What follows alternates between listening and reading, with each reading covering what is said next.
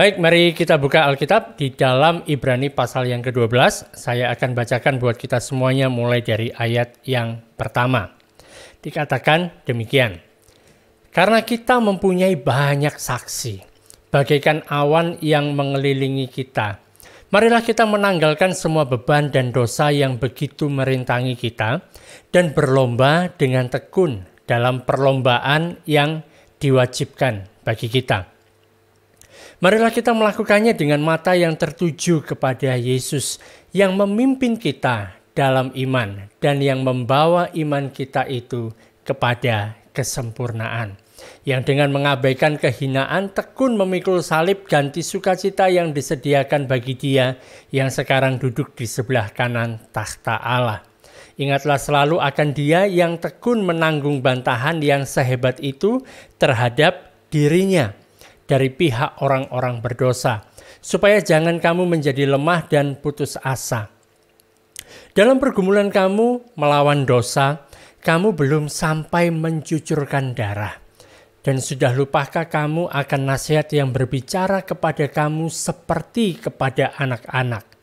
Hai anakku, janganlah anggap enteng didikan Tuhan dan janganlah putus asa apabila engkau diperingatkannya. Karena Tuhan menghajar orang yang dikasihinya dan Ia menyesah orang yang diakuinya sebagai anak. Jika kamu harus menanggung ganjaran, Allah memperlakukan kamu seperti anak. Di manakah terdapat anak yang tidak dihajar oleh ayahnya? Tetapi jikalau kamu bebas dari ganjaran yang harus diderita semua orang, maka kamu bukanlah anak tetapi anak-anak gampang. Selanjutnya, dari Allah, dari ayah yang sebenarnya kita beroleh ganjaran dan mereka kita hormati, kalau demikian bukankah kita harus lebih taat kepada Bapa segala roh supaya kita boleh hidup? Sebab mereka mendidik kita dalam waktu yang pendek sesuai dengan apa yang mereka anggap baik. Tetapi Dia menghajar kita untuk kebaikan kita supaya kita beroleh dalam bagian dalam kekudusannya. Memang tiap-tiap ganjaran pada waktu ia diberikan tidak mendatangkan sukacita tetapi dukacita. Tetapi kemudian ia menghasilkan buah kebenaran yang memberikan damai kepada mereka yang dilatih olehnya. Sebab itu kuatkanlah tangan yang lemah, lutut yang goyah, dan luruskanlah jalan bagi kakimu sehingga yang pincang jangan terpelecok tetapi menjadi sembuh. Berusahalah hidup damai dengan semua orang dan kejarlah kekudusan, sebab tanpa kekudusan tidak seorang pun akan melihat Tuhan. Jagalah supaya jangan ada seorang pun menjauhkan diri dari kasih karunia Allah, agar jangan tumbuh akar yang pahit, yang menimbulkan kerusuhan dan yang mencemarkan banyak orang. Janganlah ada orang yang menjadi cabul atau yang mempunyai nafsu yang rendah seperti Esau yang menjual hak kesulungannya untuk sepiring makanan. Sebab kamu tahu bahwa kemudian ketika ia hendak menerima berkat itu ia ditolak sebab ia tidak beroleh kesempatan untuk memperbaiki kesalahannya sekalipun ia mencarinya dengan mencucurkan air mata. Nah, kita sudah cukup panjang ini berjalan di dalam pelajaran kita dari surat Ibrani.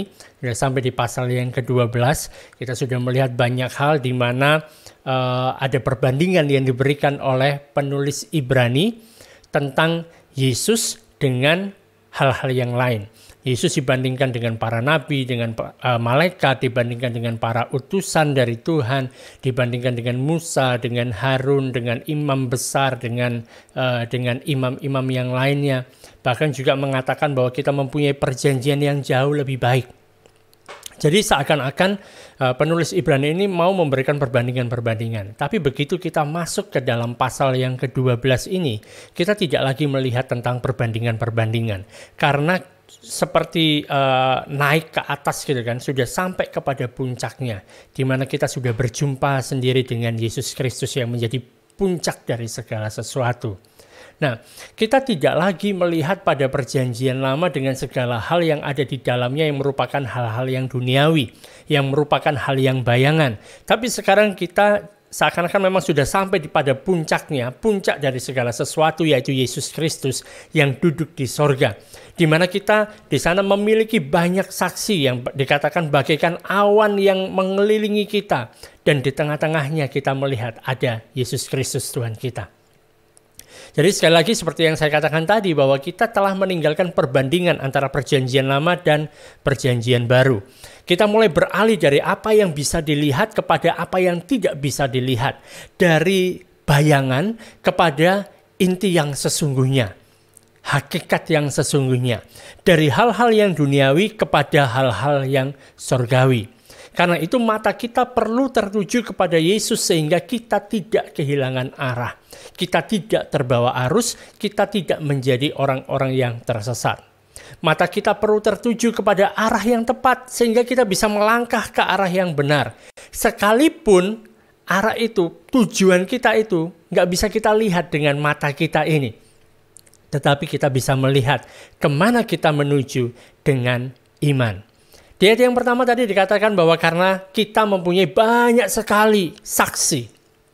Dan saksi-saksi ini bagaikan awan yang mengelilingi kita. Dan dinasihatkan supaya marilah kita menanggalkan semua beban. Dan juga dosa yang begitu merintangi kita. Lalu kita berlomba dengan tekun dalam perlombaan yang diwajibkan bagi kita. Jadi ada yang mengatakan hal ini seakan-akan si penulis Ibrani ini sedang menggambarkan sepertinya kita berada di sebuah gelanggang olahraga atau stadion yang besar. Coba bayangkan, mungkin di kota Bapak Ibu Saudara-saudara semuanya ada stadion yang besar. Kalau misalnya ke sana, ya kan, ada stadion, ada tempat duduknya orang-orang yang ada di sana. Di tribunnya, di samping-sampingnya, stadion yang besar. Jadi ada seakan-akan ada banyak orang yang sedang menyaksikan pertandingan yang sedang terjadi.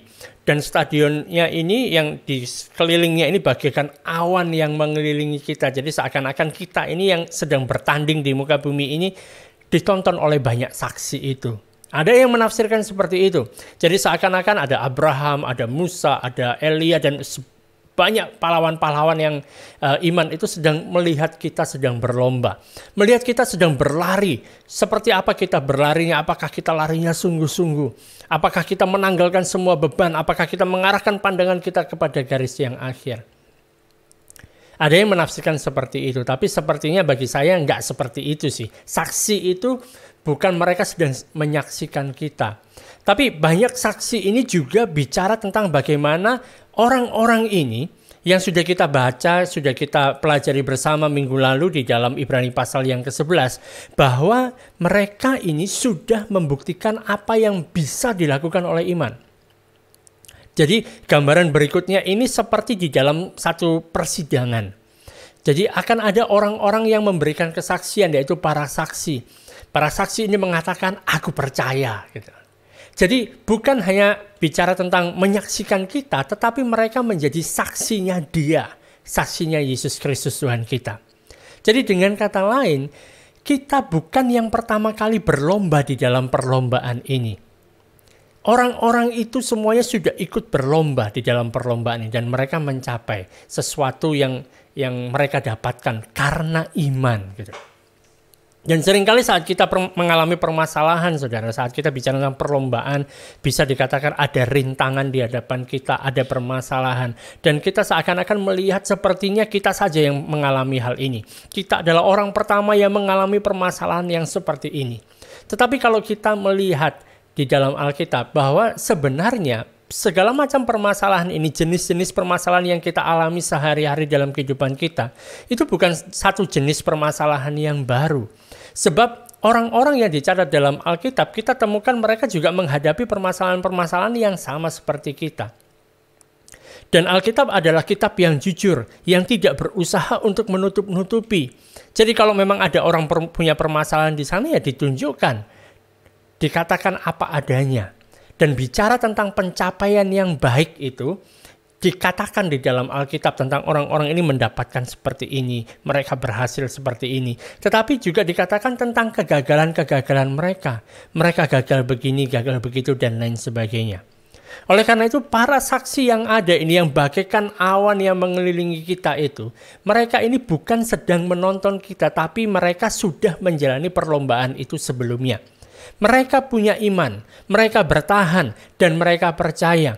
Karena itu kita juga akan menjadi para saksi tentang apa yang bisa dilakukan oleh iman. Karena itu marilah kita melakukan segala sesuatu. Melakukan segala sesuatu yang dimaksudkan di sini. Apa yang kita lakukan? Ibrani mengatakan supaya marilah kita berlari. Kita mengikuti perlombaan itu yang diwajibkan bagi kita. Ayat yang kedua dikatakan marilah kita melakukannya. Melakukan apa? Berlari itu, berlomba itu. Dengan mata yang tertuju kepada Yesus. Yang memimpin kita dalam iman dan membawa iman kita itu kepada kesempurnaan. Yang dengan mengabaikan kehinaan tekun memikul salib ganti sukacita yang disediakan bagi dia. Yang sekarang duduk di sebelah kanan tahta Allah. Saudara, sangat penting lah ya bagi kita saat kita berlari di dalam kehidupan kita sebagai orang percaya, sebagai orang Kristen itu kita berlari, ya kan? Maka waktu kita berlari sama seperti kita sedang berlomba, mungkin Bapak Ibu pernah merasakan lomba lari seperti apa? Saya dulu zaman SMP, SMA pernah ikut lomba lari tapi tidak menang gitu ya. Jadi waktu berlari itu kita harus berhenti untuk memperhatikan orang-orang yang lain. Kita perlu untuk mengarahkan pandangan kita kepada tujuan, kepada garis finish. Kita mengarahkan pandangan kita kepada Yesus. Dan di sini kan sekalipun ada Abraham, ada Musa dan orang-orang yang lainnya yang memang menjadi para saksi iman, tetapi kita tidak pernah diperintahkan untuk memandang mereka. Alkitab tidak pernah mengatakan kepada kita supaya kita meniru para saksi-saksi iman. Supaya kita meniru apa yang dilakukan oleh Abraham. Meniru apa yang dilakukan oleh misalnya Musa, oleh Daud dan lain sebagainya. Seringkali saudara, kesalahan yang besar yang dilakukan oleh orang percaya, orang Kristen adalah mereka berusaha untuk melihat dan meniru orang Kristen lainnya. Mereka mulai mengukur pengalaman mereka dari apa yang dialami oleh orang lain. Mereka mencoba untuk meniru orang lain. Misalnya kan, melihat ada satu gereja, misalnya gereja ini berhasil dalam pelayanannya karena mereka punya pujian dan penyembahan yang luar biasa. Wah, karena gereja itu berhasil dalam tanda kutip bicara jemaatnya makin banyak, maka kita harus meniru, kita harus punya pujian dan penyembahan yang dahsyat, yang hebat seperti mereka. Kemudian saat kita melakukan itu, rupanya nggak berhasil gitu kan. Cari pemain musiknya susah, sulit. Yang bagus-bagus sudah dipakai di gereja yang lain yang lebih bagus gitu kan. Kemudian kita melihat ada gereja lain lagi, mereka berhasil di dalam pelayanan mereka karena mereka membuka kelompok sel. Jadi dari gerejanya kecil awalnya, kemudian mereka mulai memuridkan dalam kelompok sel 12 orang, sekarang jadi besar. Nah, kita perlu untuk meniru mereka. Kita juga dalam gereja kita harus buat kelompok sel. Permasalahannya adalah, belum tentu itu merupakan panggilan kita. Kita tidak diperintahkan untuk meniru orang lain, tetapi kita diminta untuk memandang kepada Yesus Kristus. Dan saat kita melihat kepada Yesus Kristus, saat kita memandang kepada Dia, Yesus Kristus Tuhan kita, Dia yang akan memberitahu kepada kita apa yang harus kita lakukan. Jadi setelah memberikan begitu banyak saksi yang ada di dalam pasal yang ke-11 kan, seakan-akan kita diarahkan untuk melihat orang-orang ini yang menjadi para saksi itu. Tetapi di pasal yang ke-12 kita diingatkan untuk melupakan orang-orang itu semua. Lupakan orang-orang yang punya iman yang dahsyat ini, yang mereka bisa meraih sesuatu, yang mereka melakukan sesuatu hal yang luar biasa ini.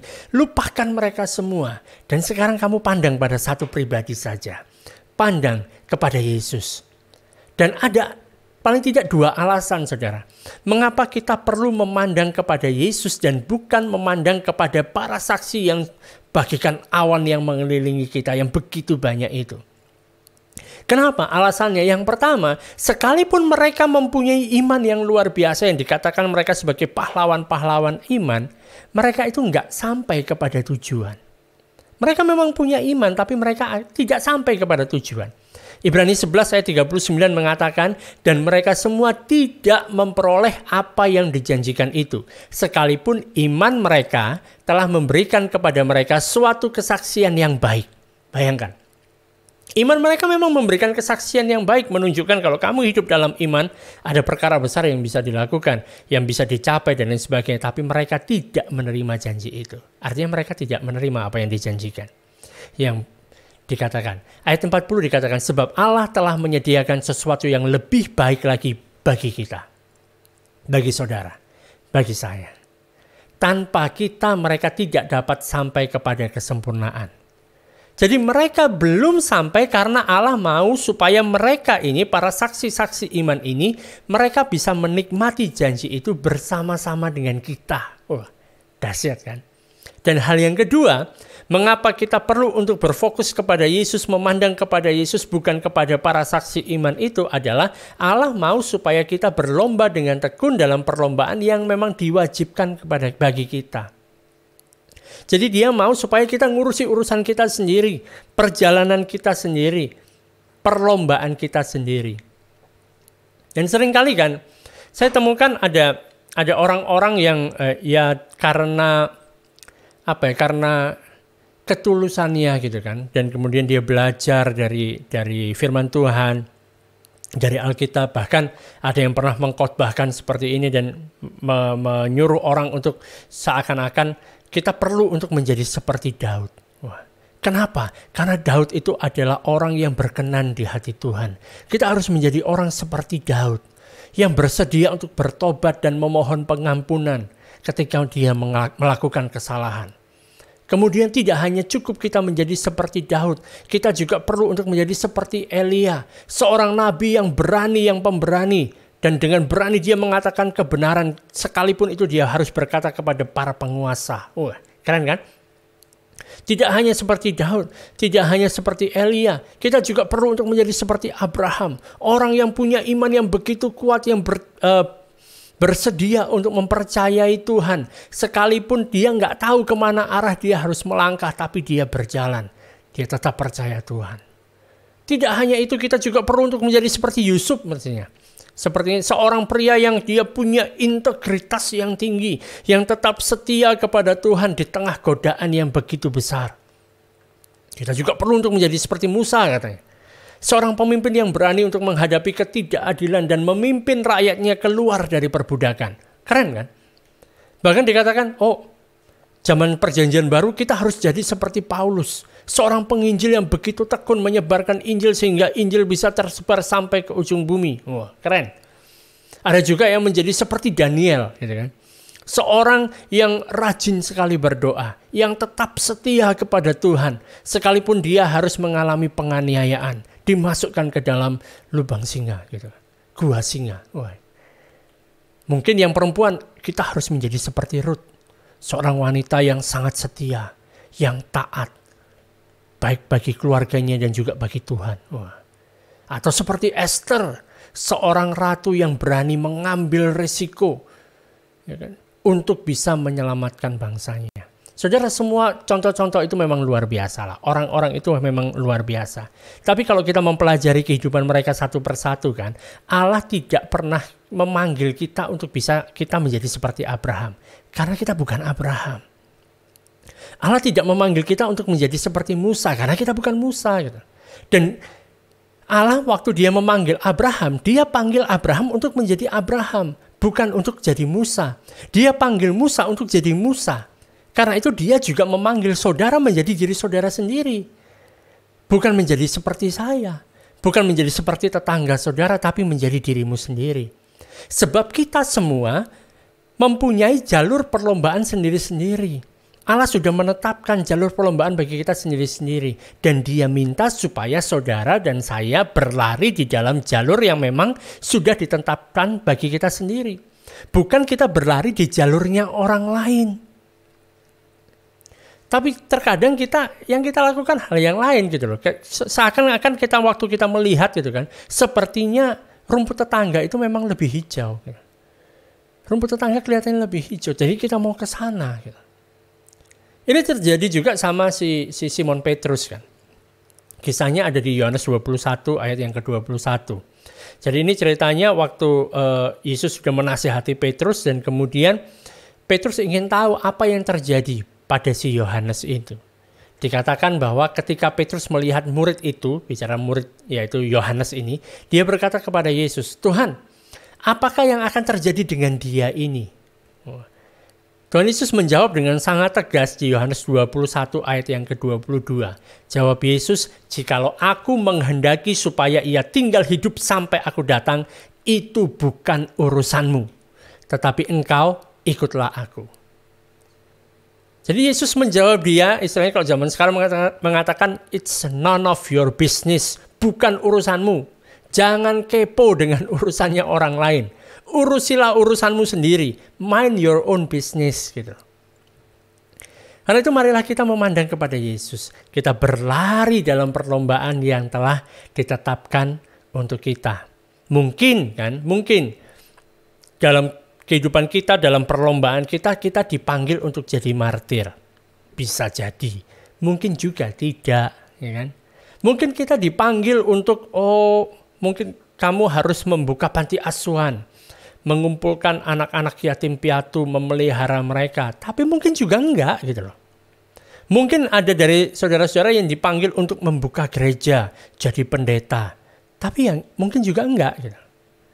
Tapi hal yang paling penting adalah bagaimana kita bisa tetap berlari dalam perlombaan yang memang telah ditetapkan bagi kita. Karena itu para saksi, para orang kudus itu mereka enggak bisa menolong kita. Yang diingatkan di sini supaya kita memandang kepada Dia, kepada Yesus. Minta petunjuk kepada Yesus. Nah, kita malam hari ini akan melihat 4 hal berkaitan dengan menjalani perlombaan. Yang pertama adalah waktu kita menjalani perlombaan dibutuhkan yang adanya ketekunan. Jadi kalau kita mau berlari dalam perlombaan, maka hal pertama kita perlu yang pertama dikatakan untuk menanggalkan. Dalam bahasa Inggrisnya adalah strip, kita tanggalkan semua beban. Yang kedua adalah kita mulai meraih tujuan, kita stretch. Jadi ada 2 S, strip and stretch dalam ketekunan ini. Meraih apa yang ada di depan. Jadi dalam setiap perlombaan, semua beban yang kita miliki perlu untuk ditanggalkan. Jadi kalau kita mau lomba lari kan, kita tanggalkan misalnya kita bawa ransel, kita bawa koper, kita bawa misalnya gendong apa, gitu. Lepaskan dulu, tanggalkan dulu supaya kita bisa berlari dengan cepat. Dan waktu dikatakan menanggalkan semua beban ini kan, semua beban itu bukan berarti semuanya itu adalah hal yang buruk. Tetapi kadang juga ada hal-hal yang baik yang perlu untuk kita tinggalkan. Kita nggak usah membesar-besarkan, aku sudah melakukan yang baik seperti ini dan sebagainya. Lepaskan semuanya.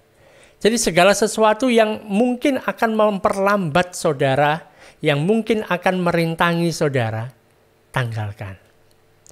Jadi kalau kita melihat atlet lari zaman sekarang kan, itu berbeda dengan masa olimpiade pada zaman dulu di Yunani gitu kan. Mereka memang waktu berlari memang mereka nggak pakai apa-apa. Tapi kalau zaman sekarang kita para atlet itu menggunakan pakaian yang minim gitu ya. Yang minimum, jadi nggak bawa beban, nggak bawa ransel dan lain sebagainya, supaya mereka bisa berlari dengan cepat. Kurangi semua yang menjadi beban, jangan overweight, jangan bawa beban terlalu banyak. Kalau bisa nggak usah pakai beban, gitu. Jadi masing-masing orang punya hal yang perlu untuk ditanggalkan. Sekalipun mungkin kadang-kadang ada hal-hal yang baik yang kemudian kita besar-besarkan, kadang-kadang perlu untuk kita tanggalkan. Tapi belum tentu semua orang harus menanggalkan hal yang sama. Ya. Misalnya kan di dalam Alkitab kita temukan ada seorang yang muda dan kaya gitu kan, yang dari mudanya dia selalu melakukan firman Tuhan, melakukan hukum Taurat sehingga akhirnya dia menjadi kaya. Saat dia tanya sama Yesus apa yang perlu untuk dia lakukan dan sebagainya, Yesus mengatakan untuk dia diminta menjual semua hartanya, bagikan semua hartanya kepada orang miskin. Setelah itu ikutlah aku, kata Yesus. Tapi Yesus gak pernah meminta Petrus untuk menjual semua hartanya. Ya kan?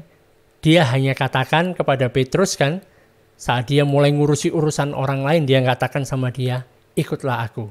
Kamu ikut aku. Karena itu saudara, marilah kita berlari itu dengan tekun.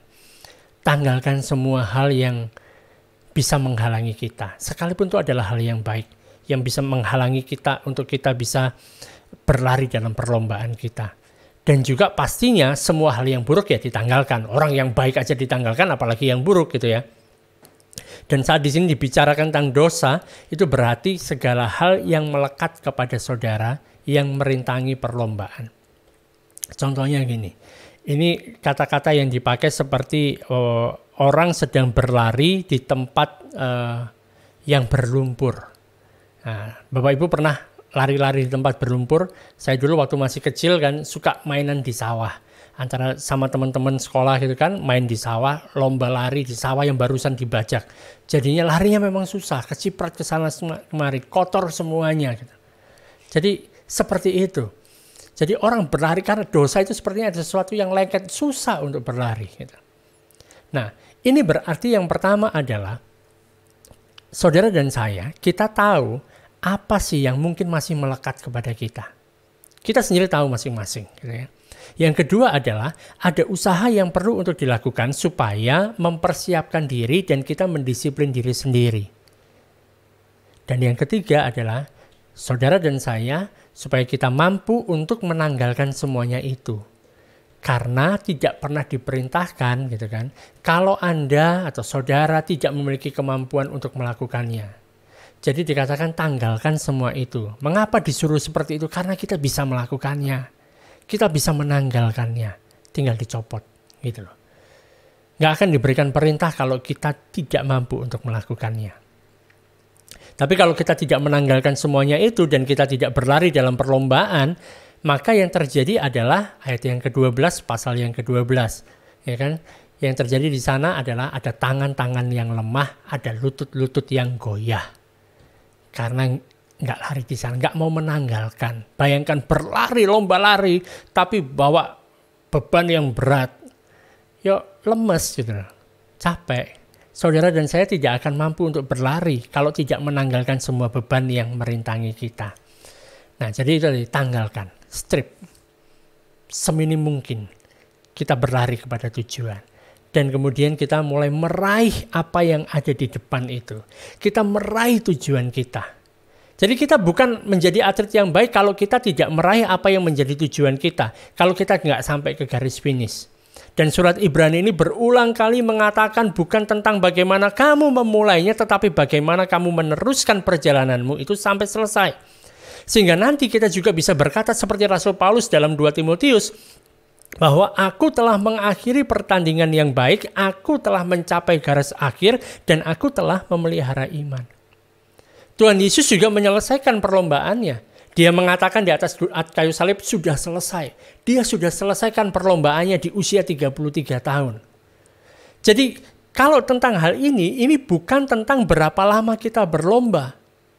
Kalau selesai umur 33 tahun ya mungkin banyak dari kita yang mengikuti sekarang harusnya sudah selesai semua termasuk saya juga. Tapi kenyataannya kita masih berlomba. Sebenarnya Rasul Paulus sekitar kemungkinan 50-an tahun. Gitu. Tapi kan kita perlu menyelesaikan apa yang ditetapkan Allah untuk kita lakukan. Karena itu kita membutuhkan ketekunan. Banyak orang Kristen yang sudah mulai berlomba tetapi belum tiba kepada tujuannya. Ada orang-orang yang sudah percaya, tapi kemudian di akhir hidupnya dia nggak bisa berkata bahwa aku sudah mencapai garis akhir. Sama seperti sekitar 2,5 juta orang Israel yang mereka keluar dari Mesir dan mereka tidak pernah masuk ke tanah perjanjian. Hanya 2 orang saja loh ya dari 2,5 juta orang itu yang bisa masuk ke tanah perjanjian. Karena itu dikatakan ya kan, di ayat yang pertama tadi, marilah kita menanggalkan semua beban dan dosa yang begitu merintangi kita. Dan kita berlomba dengan tekun dalam perlombaan yang diwajibkan bagi kita. Paulus mengatakan di dalam Filipi pasal yang ketiga, bukan seolah-olah aku telah memperoleh hal ini atau telah sempurna, melainkan aku mengejarnya. Kalau aku dapat juga menangkapnya karena aku pun telah ditangkap oleh Kristus Yesus. Saudara, kita sebagai orang percaya, kita belum sampai kepada garis finish itu, tapi kita sudah mulai perlombaan itu. Kita berlari di dalam jalur yang ditetapkan, tapi kita belum sampai pada garis akhir. Jadi dua arah pandangan kita. Yang kedua, kita bicara tentang arah pandangan kita kemana. Setelah kita punya ketekunan, kita mengarahkan pandangan kita ke siapa, kemana gitu. Kalau kita punya tujuan, kalau kita punya garis akhir, maka kita perlu untuk melihat, kita perlu untuk membayangkan, kita perlu mengarahkan pikiran dan pandangan kita ke sana. Hanya ada satu tujuan saja dan kita perlu untuk mengarahkan pandangan kita kepada Yesus. Karena Dia adalah satu-satunya yang telah berlomba dan yang telah menang.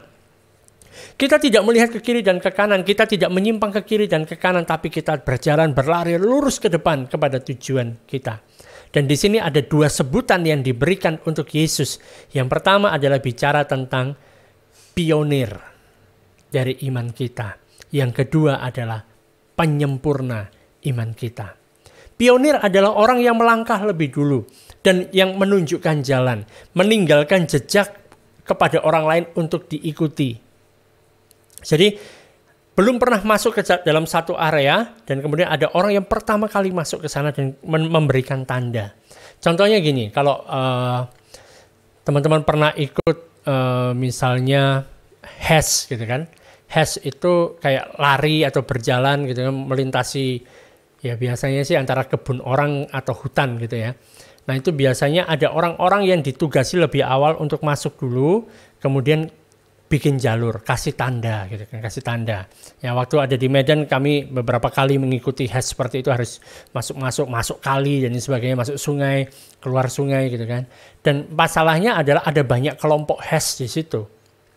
Ada banyak perkumpulan, ada yang ini itu dan sebagainya. Dan kita harus mengikuti petunjuk dari kelompok ini. Jadi harus mencari tanda-tanda yang mereka memang sudah siapkan. Jadi sambil berlari sambil kita melihat hal itu. Jadi pionir adalah orang yang pertama kali ke sana menunjukkan hal tersebut. Nah, arti yang kedua dari pionir adalah yang pertama ini adalah orang yang juga melepaskan Anda untuk berlomba. Jadi misalnya kalau ada lomba kan, kemudian ada yang pegang pistol gitu kan. 3, 2, 1 gitu kan. Nah, seperti itu. Jadi Yesus itu yang memang dia berlari lebih dulu dalam perlombaan dan kemudian dia memberikan petunjuk jalan.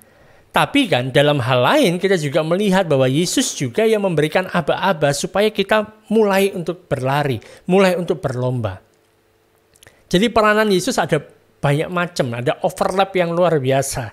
Karena dia adalah segalanya. Dia yang memulainya, dia yang memberikan iman kepada saudara dan saya, dia yang memulai kehidupan kekristenan saudara. Ini penting. Dan yang berikutnya adalah dia penyempurna iman itu. Seseorang yang sudah mencapai garis finish atau orang yang akan menyelesaikan perlombaan ini gitu loh. Jadi dia penyelesai, penyempurna. Jadi dia yang menyempurnakan iman kita. Dia menyempurnakan iman saudara. Jadi yang mengawali saudara bisa memiliki iman adalah Yesus, dia sang pionir, tapi juga yang akan membawa saudara sampai kepada garis akhir, sampai sempurna. Iman saudara disempurnakan adalah Yesus. Nah, hal ketiga di dalam melakukan perlombaan ini adalah terjadinya adanya penganiayaan yang menjadi bagian dalam perlombaan. Kalau kita melihat kehidupan Kristus, kehidupan Yesus, kita melihat apa yang akan terjadi kepadanya di dalam perlombaan. Bagi dia, jalur perlombaannya harus melewati Kalvari. Dia harus naik ke Golgota. Dia ada saatnya di mana dia ingin melewati jalur yang lain. Tetapi kemudian dia sadar, dia tahu bahwa aku tetap harus melewati rintangan ini. Dan dia berlari menembusnya. Dia bukan berlari mengelilingi Kalvari, mengelilingi Golgota, tapi dia naik terus sampai ke sana. Dan sangat mengejutkan bahwa saat kita mulai berlari di dalam perlombaan ini, akan ada banyak orang yang tidak ingin saudara dan saya berlari di dalam perlombaan itu. Akan ada orang-orang yang disebut sebagai orang Ibrani, surat Ibrani ini sebagai orang-orang berdosa. Orang-orang yang tidak berlari dalam perlombaan dan tidak ingin supaya saudara berlari di dalam perlombaan tersebut. Begitu saudara mulai berlari dalam perlombaan, akan ada orang-orang di sekitar saudara yang berusaha untuk menghentikan saudara. Dan ini merupakan fakta di dalam kekristenan. selalu akan ada salib, selalu akan ada oposisi, selalu akan ada hinaan, selalu akan ada bantahan, ada mungkin kita dipermalukan. Itu terjadi. Ayat yang ketiga dikatakan, ingatlah selalu akan Dia yang tekun menanggung bantahan yang sehebat itu terhadap dirinya dari pihak orang-orang berdosa, supaya jangan kamu menjadi lemah dan putus asa. Karena itu nggak mudah melakukan ini. Hal yang berat dari salib itu, saudara, bukan rasa sakitnya, tapi rasa malunya.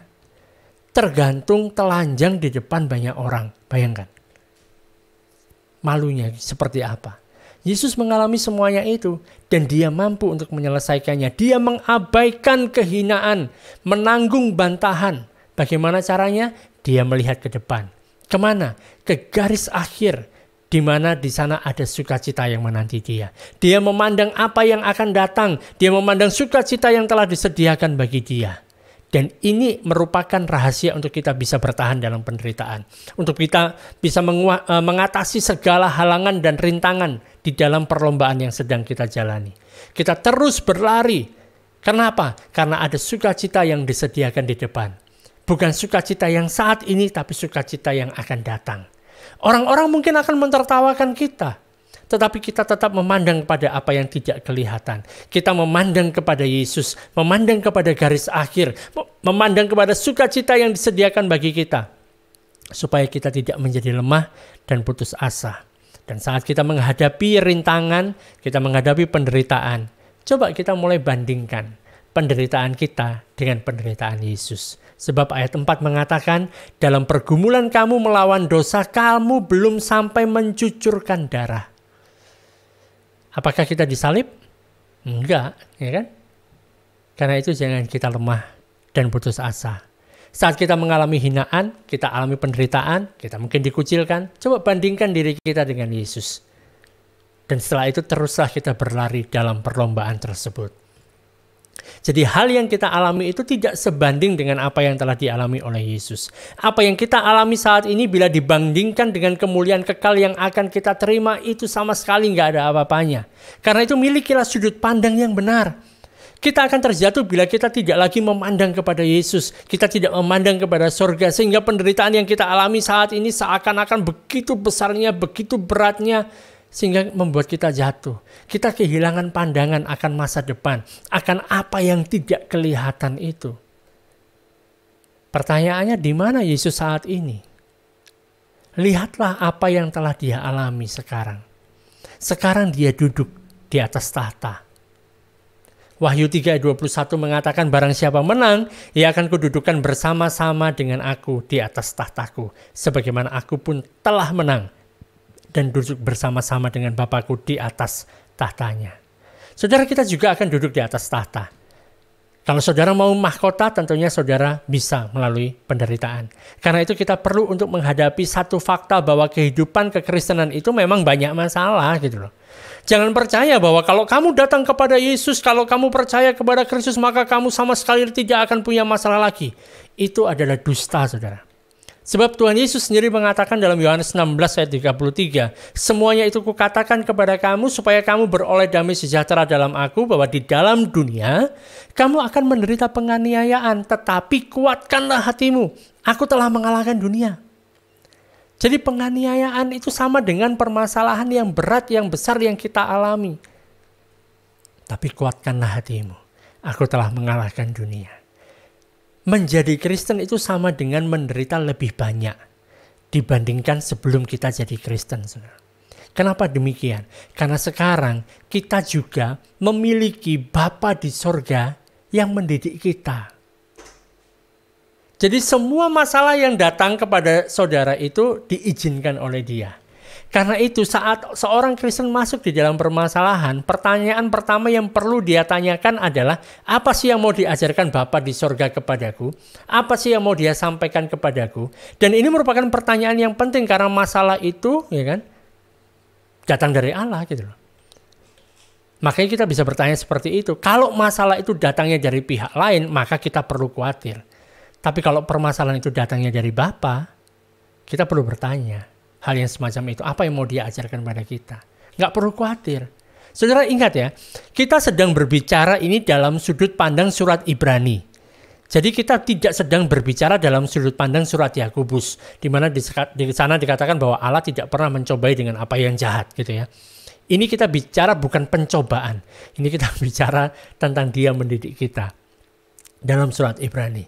Karena kalau tidak pernah ada masalah yang diizinkan Allah terjadi dalam hidup saya, dalam hidup saudara, maka sebenarnya saudara perlu untuk bertanya, apakah aku ini beneran anaknya Allah atau tidak?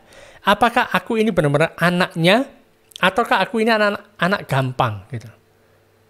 Anak gampang itu istilahnya adalah illegitimate son, anak yang nggak sah. Gitu. Jadi kalau saudara menyebut diri saudara sebagai anak Allah, tapi kemudian saudara sebenarnya nggak punya hak untuk menyebut dirimu sebagai anak Allah, repot kan? Itu adalah orang-orang yang disebut sebagai anak-anak gampang. Dia bisa ngaku-ngaku, aku anak Allah, tapi sebenarnya bukan anak Allah. Kenapa? Karena tidak menerima didikan. Tidak menerima dari ajaran dari Allah. Ayat yang kelima, dan sudah lupakah kamu akan nasihat yang berbicara kepada kamu seperti kepada anak-anak? Hai anakku, janganlah anggap enteng didikan Tuhan dan janganlah putus asa apabila engkau diperingatkannya. Karena Tuhan menghajar orang yang dikasihinya dan ia menyesah orang yang diakuinya sebagai anak. Jika kamu harus menanggung ganjaran, Allah memperlakukan kamu seperti anak. Di manakah terdapat anak yang tidak dihajar oleh ayahnya? Tetapi jikalau kamu bebas dari ganjaran yang harus dicerita setiap orang, maka kamu bukanlah anak, tetapi anak-anak gampang. Tuh, jelas kan? Jadi mari kita lihat apa yang dimaksudkan di sini. Hal ini berkaitan dengan yang namanya istilah dalam bahasa Indonesia sepertinya nggak ada, tapi diada-adakan, pembapaan. Nah, pernah mendengar istilah itu? Pembapaan. Jadi seorang ayah berkata misalnya gini, anaknya sudah mulai beranjak remaja, gitu kan. Kemudian si ayah ini mengatakan, aku sudah nggak bisa buat apa-apa lagi lah sama dia. Wes, repot lah, sudah nggak bisa sama sekali. Kalau ada seorang ayah yang sampai berkata seperti itu tentang anaknya, kemungkinan besar saat anak itu masih kecil, si ayah juga tidak pernah melakukan apapun kepada anak ini. Seringkali kan, ini nggak di semua rumah tangga, tapi ada di banyak rumah tangga, ibu yang lebih mendisiplin anak. Sebab ayahnya nggak mau tahu, nggak mau ngurusi anak. Gitu. Karena itu kita mulai melihat Allah dengan sudut pandang kita sendiri. Sehingga kita melihat Allah seperti seorang kakek. Orang-orang di Indonesia Timur mengatakan seperti tete manis, gitu kan. Jadi gambaran ini muncul karena orang nggak bisa menerima bahwa Allah itu adalah Allah yang mendisiplin. Karena selama dalam kehidupanku aku tidak pernah melihat figur Allah gitu loh. Melihat figur Bapa gitu loh. Mereka menerima kepalsuan seperti ini karena punya pandangan yang salah tentang Allah.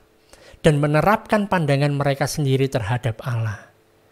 Tetapi kan saat bicara tentang pembapaan dari Allah, itu adalah pembapaan yang sejati. Dan pembapaan yang sejati itu ada disiplin. Saudara perlu ingat bahwa surat ini itu ditujukan kepada jemaat orang-orang Yahudi yang ada di Roma. Dan di kota Roma itu ada hukum yang disebut sebagai patria potestas. Itu bahasa Latin, ya kan? Artinya adalah kuasa dari seorang ayah, seorang bapak. Jadi seorang ayah itu diberikan kekuasaan absolut terhadap anaknya. Ini terjadi di kota Roma pada saat itu. Jadi si ayah ini punya hak, misalnya dia mau menjual anaknya sebagai budak, bisa. Dia mau eksekusi anaknya, bisa. Dia punya hak. Jadi seorang ayah Romawi yang mendisiplin anak dengan baik, dia akan memiliki anak yang baik juga, gitu. Dan tentu saja memang dengan segala macam kebebasan yang ada, kita temukan kan ada orang-orang yang kemudian menyalahgunakan kebebasan ini. Tapi bagaimanapun juga hukum ini tetap berlaku selama si ayah itu masih hidup berapapun usianya. Nah, di dalam latar belakang yang seperti ini, orang-orang yang ada di kota Roma, orang-orang Yahudi ini, orang Ibrani ini ditulisi surat. Jadi mereka bisa paham tentang hal ini. Jadi ada disiplin yang diberikan oleh Bapa secara duniawi. Dan waktu disiplin itu diberikan, itu sakit. Dan kalau kamu mau datang kepada Kristus, kamu mengenal Bapa Sorgawi, maka disiplin yang diberikan itu juga menyakitkan juga gitu. Tetapi kalau kamu tidak pernah didisiplin oleh Allah, maka dipertanyakan statusmu sebagai seorang anak. Seorang bapak yang baik punya tujuan saat dia mendisiplin. Seorang bapak yang nggak baik, dia tentu akan menyalahgunakan otoritas yang dia miliki. Dan saudara nggak perlu khawatir, bapak kita adalah bapak yang baik. Dia punya tujuan waktu dia mendisiplin kita. Menghukum anak untuk memuaskan perasaan marahnya sendiri itu adalah pekerjaan yang dilakukan bapak yang nggak baik. Bukan bapak yang baik. Bapak yang baik melakukannya dengan tujuan supaya anaknya bisa bertumbuh dewasa sebagai pribadi yang unggul. Bapak yang baik melihat kepada masa depan bukan masa kini. Sehingga dia mau untuk melakukan sesuatu yang mungkin menyakitkan pada saat ini bagi si anak, tapi itu semuanya untuk masa depan anak itu yang baik. Mengapa hal ini dilakukan oleh Allah? Karena apa? Karena ada jalur perlombaan yang kita jalani itu berbicara tentang kekudusan di dalam kehidupan kita pada saat ini. Dan sukacita yang akan kita terima yang ada di kehidupan yang akan datang. Jadi kalau dunia ingin kebalikannya. Sekarang bahagia, nanti kita dikuduskan. Tetapi jalur yang ditetapkan Allah tidak selalu merupakan sukacita di bumi ini. Namun ada kekudusan di dalamnya. Setelah itu kita terima sukacita. Saudara, Allah itu sangat mengasihi kita sehingga dia siap membuat kita menderita. Kalau itu bisa membantu kita menjadi kudus. Dan ini merupakan kasih yang sangat luar biasa. Contohnya misalnya begini ya. Misalnya ada seorang ayah memiliki seorang anak perempuan. Dan kemudian anak perempuannya ini terkena kecelakaan. Naik kendaraan, kecelakaan. Kemudian kakinya tertimpa sesuatu, terhantam, sehingga luka parah. Dibawalah ke rumah sakit gitu kan. Dan kemudian dokter mengatakan kepada ayahnya, anak bapak ini kakinya sudah nggak bisa diperbaiki lagi. Mau dioperasi segala macam nggak bisa. Yang bisa satu-satunya cara untuk menyelamatkan nyawanya harus dipotong, diamputasi. Maka yang dilakukan si ayah adalah dia tanda tangani surat itu, dia bilang boleh silakan diamputasi. Tujuannya adalah untuk menyelamatkan nyawanya. Saudara, Allah adalah Bapa kita yang sangat mengasihi kita. Dia ingin supaya kita memiliki hidup. Dan dia siap untuk menyebabkan saudara dan saya merasakan kesakitan. Supaya kita tetap bisa hidup. Ayat yang ke-9 selanjutnya. Dari ayah yang sebenarnya kita beroleh ganjaran dan mereka kita hormati. Kalau demikian bukankah kita harus lebih taat kepada Bapa segala roh. Supaya kita boleh hidup. Sebab mereka mendidik kita dalam waktu yang pendek sesuai dengan apa yang mereka anggap baik. Tetapi dia menghajar kita untuk kebaikan kita supaya kita beroleh bagian dalam kekudusannya. Memang tiap-tiap ganjaran pada waktu ia diberikan tidak mendatangkan sukacita, tetapi duka cita. Tapi kemudian ia menghasilkan buah kebenaran yang memberikan damai kepada mereka yang dilatih olehnya. Saudara, kita tahu seperti apa Bapak kita. Kalau hal itu menyakitkan bagi kita, waktu Bapak kita melakukannya kepada kita, itu lebih menyakitkan bagi dia saat dia menyakiti kita. Saudara, dalam Mazmur 119 ayat yang ke-67 di sana dikatakan, sebelum aku tertindas aku menyimpang, tapi sekarang aku berpegang kepada janjimu. Engkau baik dan berbuat baik. Ajarkanlah ketetapan-ketetapanmu kepadaku. Saudara, ini adalah jenis orang yang berlari di dalam perlombaan, yang matanya mau tertuju kepada garis akhir. Ayat yang ke-12 dari Ibrani 12, sebab itu kuatkanlah tangan yang lemah dan lutut yang goyah. Dan luruskanlah jalan bagi kakimu, sehingga yang pincang jangan terpelecok tetapi menjadi sembuh. Saudara, kita tidak berlari sebagai individu, tetapi kita berlari itu sebagai satu tubuh. Kita berlari bersama-sama. Cara kita berlari akan mempengaruhi cara orang lain berlari. Karena itu ayat yang ke-14 mengatakan, berusahalah hidup damai dengan semua orang dan kejarlah kekudusan. Sebab tanpa kekudusan tidak seorang pun akan melihat Tuhan. Dan kemudian diberikan contoh dari kehidupannya Esau. Esau adalah orang yang harusnya berlari. Dia adalah anak sulung. Dia harusnya yang menjadi bapak Israel. Tetapi dia didiskualifikasi. Sebab dia punya nafsu yang rendah. Dia mau kepuasan yang sesaat, kepuasan yang saat ini. Orang yang sedang berlari kehilangan fokus pada tujuannya, kemudian dia mencari kepuasan sendiri. Orang-orang semacam ini yang akan menjadi akar pahit dalam persekutuan. Karena itu ayat 15 mengatakan jagalah supaya jangan ada seorang pun menjauhkan diri dari kasih karunia Allah. Jadi jangan ada orang yang mau menjauhkan diri dari kasih karunia Allah dengan cara membuat segala sesuatu dengan kekuatannya dia sendiri. Aku maunya seperti ini gitu. Mengapa demikian? Agar jangan tumbuh akar pahit yang menimbulkan kerusuhan dan yang mencemarkan banyak orang. Nah, akar pahit di sini itu artinya seperti racun gitu. Gara-gara satu orang itu akhirnya seluruh persekutuan yang sedang berlari ini jadi keracunan. Gara-gara ada yang jadi Esau. Jadi keracunan. Ayat 16 mengatakan janganlah ada orang yang menjadi cabul atau yang mempunyai nafsu yang rendah seperti Esau. Yang menjual hak kesulungannya untuk sepiring makanan. Sebab kamu tahu bahwa kemudian ketika ia hendak menerima berkat itu, ia ditolak. Sebab ia tidak beroleh kesempatan untuk memperbaiki kesalahannya. Sekalipun ia mencarinya dengan mencucurkan air mata. Saudara, ini peringatan yang serius. Kita sekalipun kita memang harus berlari, kita nggak berlari sendirian. Kita semua sesama jadi satu tubuh Kristus ini. Kita berlari bersama. Kita semuanya memandang kepada Yesus yang sama. Karena itu jangan ada Esau di antara kita. Hal yang tragis adalah Esau hidup itu di dalam penyesalan karena apa yang sudah dia lakukan, tapi dia nggak bisa bertobat dari hal itu. Dia tidak bisa memperbaiki kesalahannya. Bertobat bicara tentang berubah pikiran. Orang bisa menyesali karena dia mengalami konsekuensi dari perbuatannya, tapi dia tidak bisa mengubah pikirannya dari apa yang sudah dia lakukan. Setelah didiskualifikasi, artinya dia nggak bisa ikut perlombaan lagi.